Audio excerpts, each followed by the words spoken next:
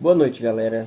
Eu vou fazer esse vídeo, para explicar um pouquinho, e voltar também às aulas que a gente já teve nos outros encontros, que a gente começou falando sobre as demonstrações contábeis, para mim poder analisar algum demonstrativo contábil, eu tenho que primeiro entender o que eles são, e saber que informação eles nos fornecem. Por exemplo, a gente viu em especial o balanço patrimonial, que informa as situações econômica e financeira da empresa através de saldos. No ativo eu tenho ativo circulante, passivo circulante. No passivo também tenho passivo circulante, passivo não circulante. No PL eu tenho capital social e a origem dos recursos. No balanço patrimonial eu tenho vários tipos de conta. Tenho conta caixa, tenho conta banco, tenho duplicatas a pagar, conta clientes, conta de investimento, enfim. Qual a necessidade de eu saber interpretar essas demonstrações contábeis?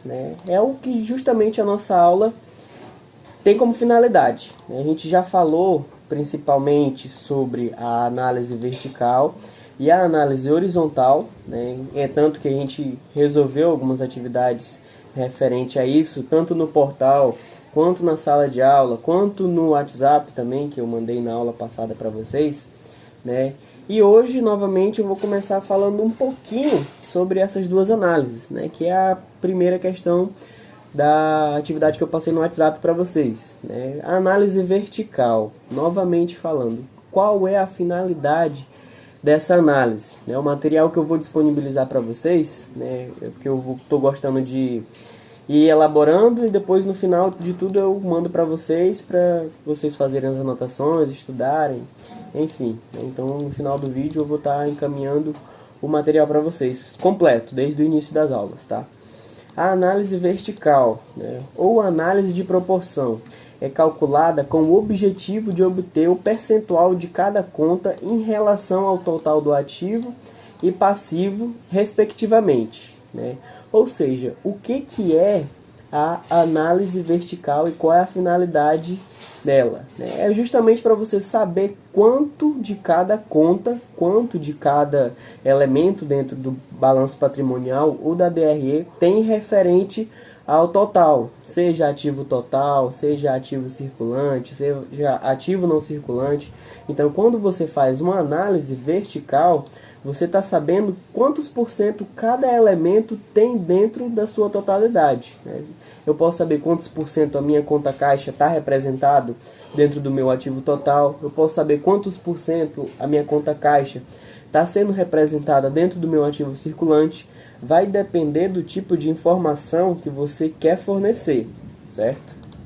Já a análise horizontal é um pouquinho diferente, Ela é conhecida por uma técnica de tendência, pois permite a comparação percentual do valor de cada conta ou grupo delas em relação a um determinado período, certo? Então, o que a análise vertical, a análise horizontal, traz? Ela traz a comparação entre um período e outro. Qual a importância dela?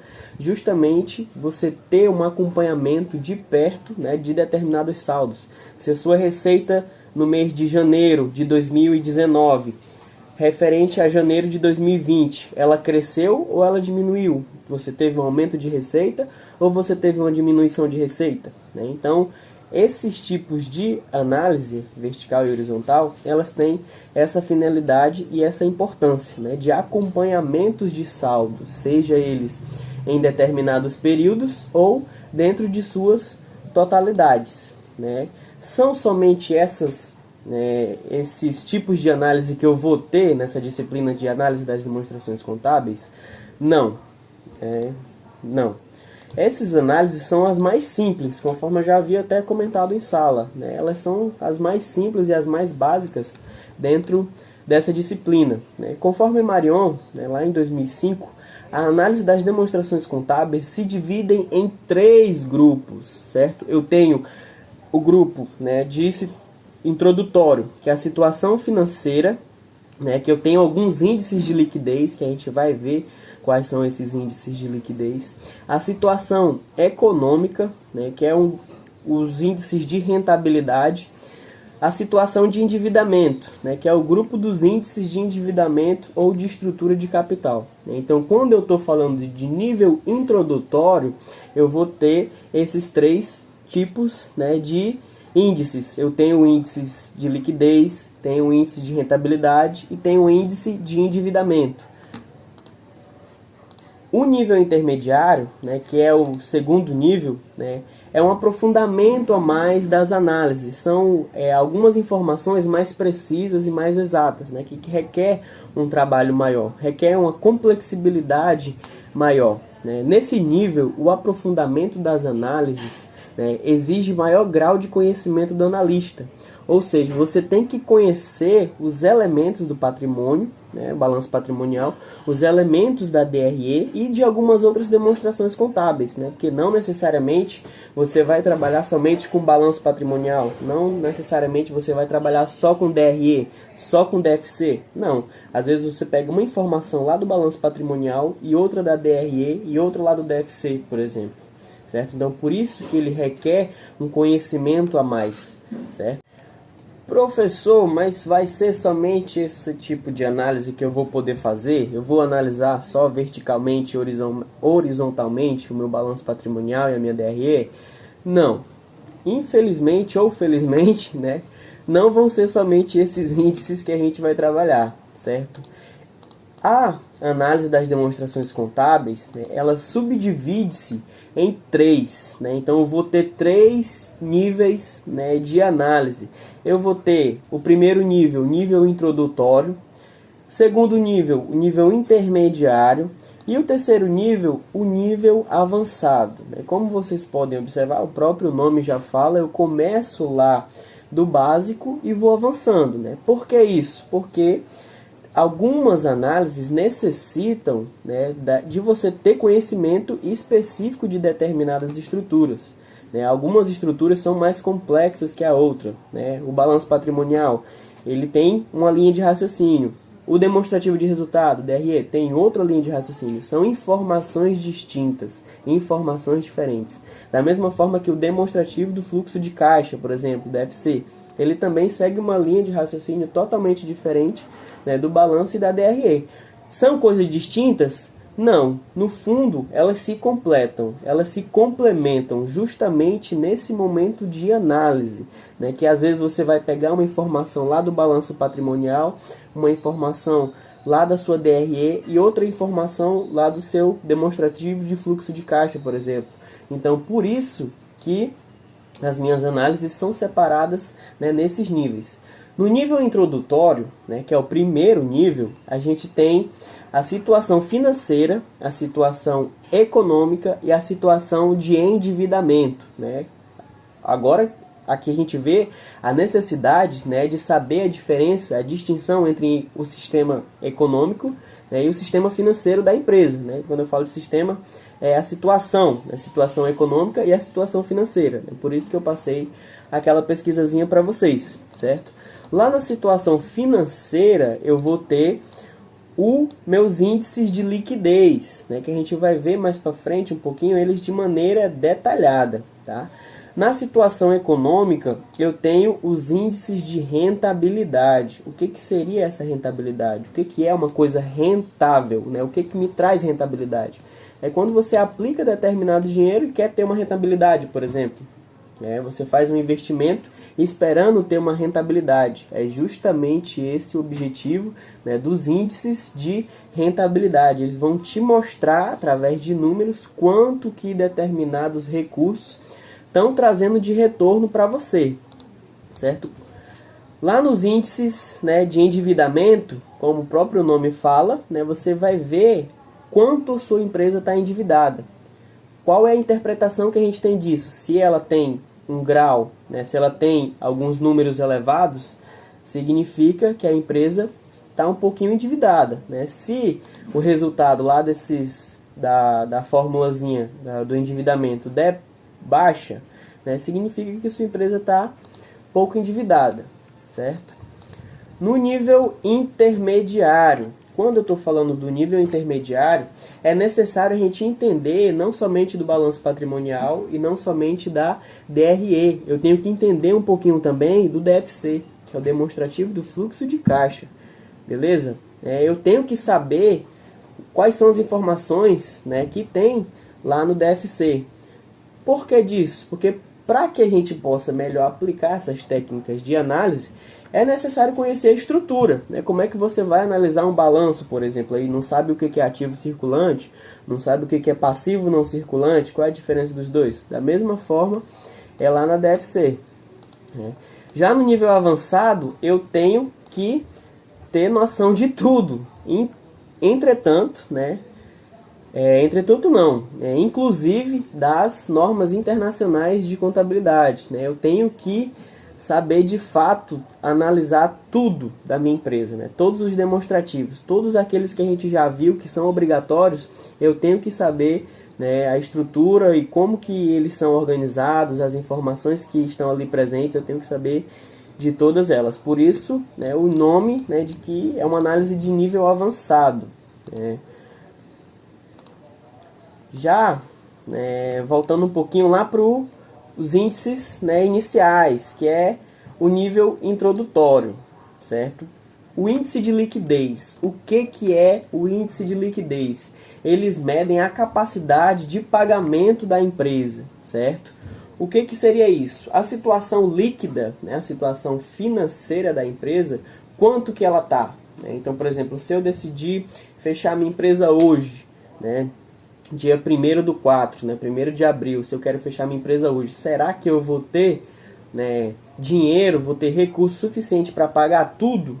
Você vai conseguir essa informação lá com o seu índice de liquidez. Né? O índice de endividamento estabelece o montante de dívidas assumidas pela empresa e se tem condições de assumir mais dívidas, certo? Então, aonde que a gente encontra as dívidas, por exemplo? É lá no ativo? Não. A gente encontra as obrigações que a empresa tem lá no passivo. Né? Então, só resumindo um pouquinho o que a gente vai ver mais lá na frente. Né? O índice de endividamento, ele trata muito com contas do passivo, por exemplo. Certo? Da mesma forma que o índice de liquidez, que vai misturar um pouquinho dos dois. Vai pegar ativo e passivo, certo? Porque você tem que saber quanto você tem e quanto você deve. Por isso que o índice de liquidez mistura ativo e passivo. Certo? Da mesma forma vai ser o endividamento. Você vai pegar lá o seu passivo, vai ver a formulazinha que você vai utilizar, tem que saber, na verdade, a informação que você quer tirar dali, né? E com isso você vai saber o seu índice de liquidez ou o seu índice de endividamento. O índice de atividade mostra em números de dias os prazos para recebimento das vendas a prazo, os pagamentos das compras a prazo, para o estoque, bem como o número de dias necessário para renovação de estoque. Como o próprio nome já fala, índice de atividade. O que seria esse índice de atividade? Tudo que eu faço na minha empresa, seja compra, seja venda, seja pagamento, seja recebimento, tudo eu encontro lá nos meus índices de atividade. Então, por exemplo, o teu índice vai dizer quanto que você recebe a partir do momento da sua venda, né? Com quantos dias, quando você vende a prazo, por exemplo. O teu índice vai te dizer em quantos dias você tem que receber sem que você saia prejudicado, né? Porque a gente sabe que a empresa tem contas a pagar, né? E, por exemplo, a conta de luz não vence no mesmo dia que o dia do aluguel, por exemplo. No decorrer do período você tem algumas contas para pagar. Então você precisa, né, ter uma situação financeira boa. Né? Então, com isso, você pode observar lá no seu índice de atividade.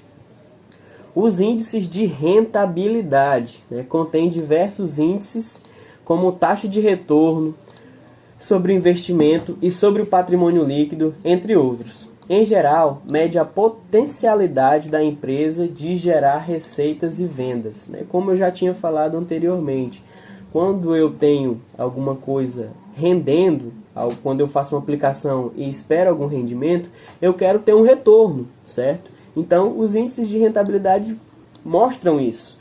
Quando você abre uma empresa, a gente viu que tem a necessidade de quê?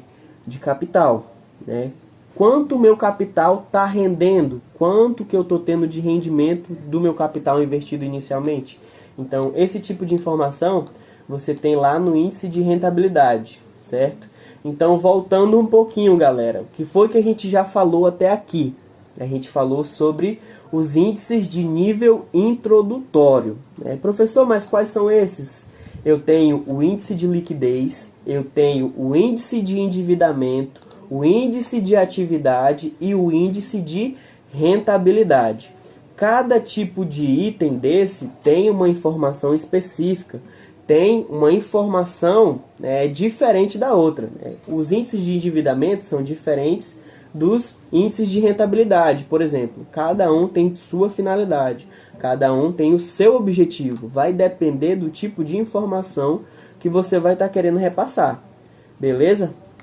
Agora, eu pergunto para vocês, eu vou gerar uma indagação, uma dúvida. Será que esse tipo de informação eu posso interpretar de maneira isolada? Eu pego o índice de liquidez lá, pego somente com o índice de liquidez, eu vou ter informações suficientes para de fato saber se a situação da minha empresa está boa ou não? E aí, o que vocês acham? Não. Apenas o índice de liquidez, por exemplo, não demonstra como que a empresa está. A gente pode ter algumas informações referentes à empresa? Pode. São suficientes? Não. Porque eu tenho alguns tipos de interpretações com esses níveis. Eu tenho uma interpretação isolada, que eu posso pegar diferentes índices de maneira isolada e saber quais são os resultados deles. Eu tenho também a interpretação em conjunta, que eu posso pegar o índice de liquidez, o índice de rentabilidade, por exemplo. Será que a minha rentabilidade está boa ao ponto da minha liquidez ficar ok? É isso que eu estou querendo dizer. Eu posso pegar alguns índices, e analisar eles de maneira conjunta para ter uma informação melhor, para ter uma informação mais complexa, para ter informações mais decisivas, certo? Porque se eu analisar as demonstrações contábeis de maneira isolada, eu não vou ter muita informação. Já pensou, você quando recebe alguma informação incompleta, você confia? Não. Quando alguém traz alguma informação para você, você só se sente confiante se aquela informação for completa e precisa. Da mesma maneira na contabilidade, na análise das demonstrações contábeis. Você tem que analisar as situações de maneira conjunta, não de maneira isolada. Não que quando você analisa uma informação de maneira isolada vai estar errada. Não, mas é sempre bom eu ter a interpretação isolada, a interpretação em conjunta e a comparação com conscientes padrões, que são diferentes fórmulas. Dá para me misturar. Eu tenho uma análise vertical e horizontal. Eu posso fazer isso com o índice de liquidez seca, por exemplo. O que seria o índice de liquidez seca? Se a empresa decidir fechar hoje, do nada, será que a quantidade lá fornecida que eu tenho em caixa ou nos bancos, nas minhas disponibilidades, vai ser o suficiente para suprir esse fechamento de portas?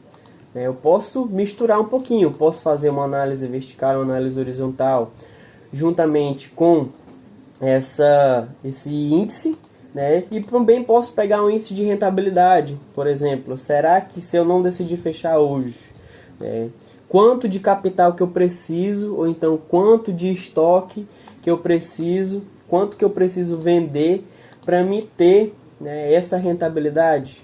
Tem como eu gerar esse tipo de informação? Tem. Vai depender da maneira que você analisa elas de maneira conjunta. Por isso que não é bom a gente analisar as informações de maneira isolada. Os quocientes, os índices de liquidez, quais são eles? Liquidez imediata, liquidez corrente, liquidez seca e liquidez geral. Então, quando eu estou tratando de índice de liquidez, eu vou ter esses 4 elementos, eu vou ter esses 4 quocientes, eu vou ter esses 4 índices. O que é a liquidez imediata? Como eu já tinha falado anteriormente, é uma fórmula matemática dos índices de liquidez. É bem simples de maneira geral. O índice é o resultado da divisão da conta devedora do ativo, né, pelo passivo. Né, indica quanto a empresa possui de disponibilidade imediata para cada unidade monetária do passivo circulante. Né. Só corrigindo, é as minhas disponibilidades, né, dividido pelo meu passivo circulante, não é pelo meu passivo total, que eu falei agora há pouco. Né. Eu tenho que pegar minhas disponibilidades. O que seria as disponibilidades? Caixa e banco.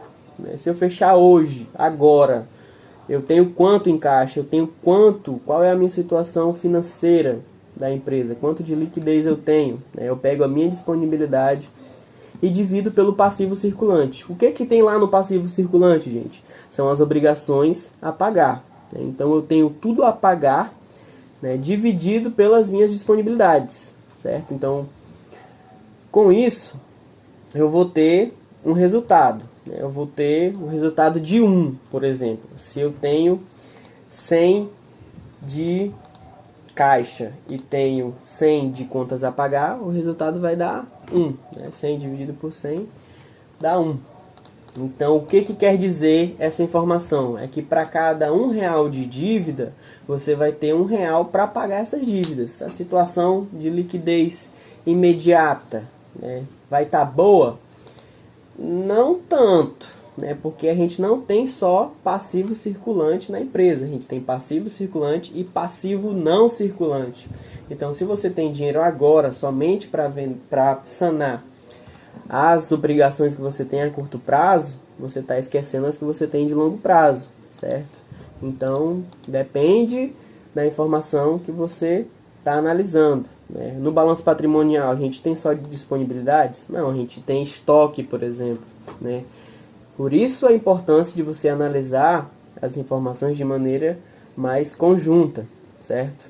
A interpretação depende, porque apesar de ser um índice financeiro, a liquidez imediata não se enquadra na regra quanto maior, melhor, por ser um índice sem muita expressão, já que compara dinheiro com valores que vencerão em datas variadas, embora em curto prazo. Então eu tenho uma informação de maneira isolada que não tem tanta relevância, porque eu só vou pegar o dinheiro que eu tenho versus, né, o que eu tenho a pagar a curto prazo. Então ela deve ser analisada com cuidado, esse tipo de análise aí. Quociente de liquidez corrente, né? É um outro índice que eu tenho dentro dos meus índices de liquidez, né? Voltando, quais são os índices de liquidez que eu vou ter, professor? Eu tenho 4 tipos de índices de liquidez. Eu tenho o de liquidez imediata, que foi o que a gente viu agorinha. Eu tenho o índice de liquidez corrente, tenho o índice de liquidez seca e tenho o índice de liquidez geral. Eu tenho esses 4 tipos de índice de liquidez. Liquidez corrente indica quanto a empresa possui de ativo circulante para cada unidade monetária de passivo circulante. O que essa informação, né, quer dizer para a gente? Significa que quanto de ativo circulante eu tenho para pagar de passivo circulante. Né? Quanto que eu tenho dentro do meu grupo de ativo circulante que pode ser capaz de pagar o meu passivo circulante, certo? Quanto maior a capacidade de pagamento, melhor para a empresa. Ou seja, quanto maior for o índice, melhor, certo? Quanto maior a capacidade de pagamento, melhor para a empresa. Quanto maior for o índice, melhor vai ser. Esse quociente demonstra a capacidade de recursos financeiros líquidos de curto prazo para cobrir as obrigações de curto prazo. A formulazinha, como que é? É o ativo circulante dividido pelo meu passivo circulante. Enquanto lá o meu índice de liquidez imediata, eu pego o meu disponível e divido pelo passivo circulante. Aqui a gente vai pegar o ativo circulante dividido pelo passivo circulante. Lembrando que disponibilidades é diferente de ativo, viu? Disponibilidades é apenas alguns elementos que eu vou ter dentro do meu ativo, certo? Aqui no índice de liquidez corrente, eu vou pegar todo o meu grupo de ativo circulante e dividir pelo meu passivo circulante. A interpretação que eu posso ter é quanto maior, melhor. Já o quociente de liquidez seco, né, o índice de liquidez seca, indica quanto a empresa possui de ativo circulante líquido para cada unidade monetária de passivo circulante. Diferente da minha liquidez corrente, aqui eu não utilizo os estoques, certo? Eu pego todo o meu ativo circulante menos o meu estoque, certo? Porque o estoque, ele é uma coisa que ele está passivo a não vender, concordam comigo? Por exemplo, eu compro determinado produto, determinada máquina, por exemplo, que o mercado não necessita, certo? Eu encho o meu estoque de máquina lá e não consigo vender.